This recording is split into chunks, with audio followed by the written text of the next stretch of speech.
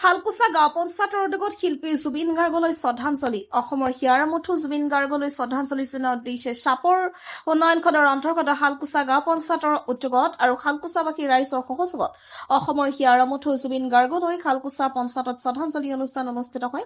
অসমবাসী হিয়াৰামঠু জুবিন গাৰ্গৰ আত্মাৰ চিৰশান্তি কামনা কৰি ভগৱানৰ শ্ৰীচৰণত সেৱা জনাই শেষ শ্ৰদ্ধাঞ্জলি জ্ঞাপন কৰে শালকুচা জিলা পৰিষদৰ সদস্য প্ৰতুল চন্দ্ৰ বৰ্মন, শালকুচা পঞ্চায়তৰ সভাপতি সঞ্চিত বৰ্মন আৰু সদস্যসকলৰ লগতে উক্ত অঞ্চলৰ ৰাইজে কণশিল্পীগৰাকীৰ গীতে মাতে জীপাল হৈ পৰে সমগ্ৰ অঞ্চল। চাপৰ শালকুচাৰ পৰা মুকলি ছোৱালীৰ ৰিপৰ্ট, টাইমছ 24।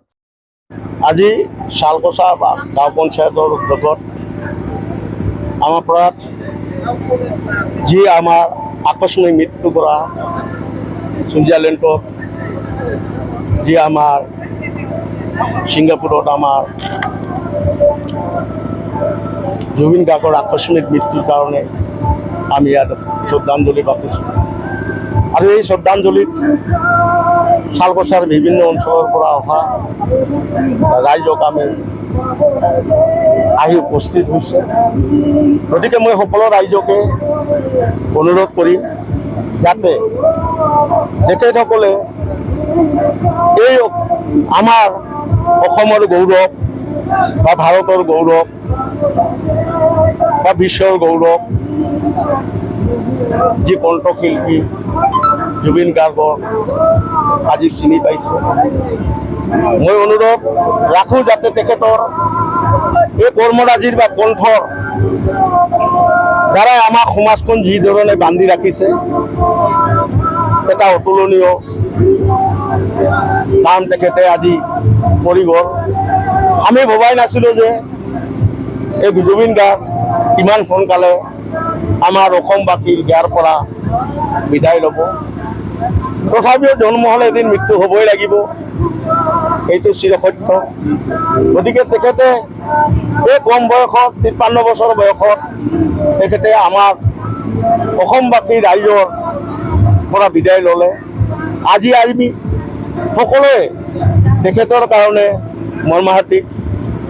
তেখেতে যাতে পুনৰ আমাৰ অসমৰ সুসন্তান হিচাপে জন্মগ্ৰহণ কৰি আকৌ আমাৰ অসমবাসীৰ ইয়াৰ মন যাতে আপ্লুত কৰে বা তেওঁৰ কণ্ঠৰ শিল্পীৰে যাতে সমাজখনক ধৰি ৰাখিব পাৰে, তাৰে ভগৱানৰ ওচৰত কামনা কৰিছোঁ। তেখেতে যাতে আকৌ পুনৰ জন্ম লৈ পেলাই অসমবাসীৰ ৰাইজৰ হৈ কাম কৰিব পাৰে, তাৰে ভগৱানৰ ওচৰত প্ৰাৰ্থনা জনাইছোঁ। আমি আজি সকলোৱে মৰ্মান্তিক যে আমি আমাৰ এনেকুৱা এজন কণ্ঠশিল্পী যাৰ গোটেই অসমবাসীৰ হিয়াৰ প্ৰতিজন ব্যক্তিতে আপোন আছে। এইখিনি আজি নাই, মোৰ কোনো ধৰ্ম নাই, সেই মঞ্চখনৰ পৰা তেওঁ আহ্বান কৰিছিল ৰাইজক, মোৰ জাতি নাই, ধৰ্ম নাই, তাৰ মানে মই মানৱ ধৰ্ম সদায় পালন কৰোঁ আৰু মানৱ ধৰ্মী হৈয়ে থাকিব বিচাৰোঁ।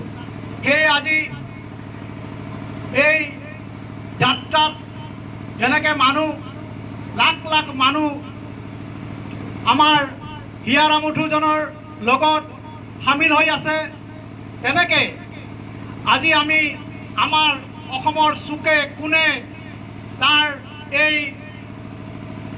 ইহলীয়া যি অন্তিম যাত্ৰাত সমভাগ হৈ আমি বিশ্বৰ ভিতৰত চতুৰ্থ স্থান লাভ কৰিবলৈ সক্ষম হৈছোঁ।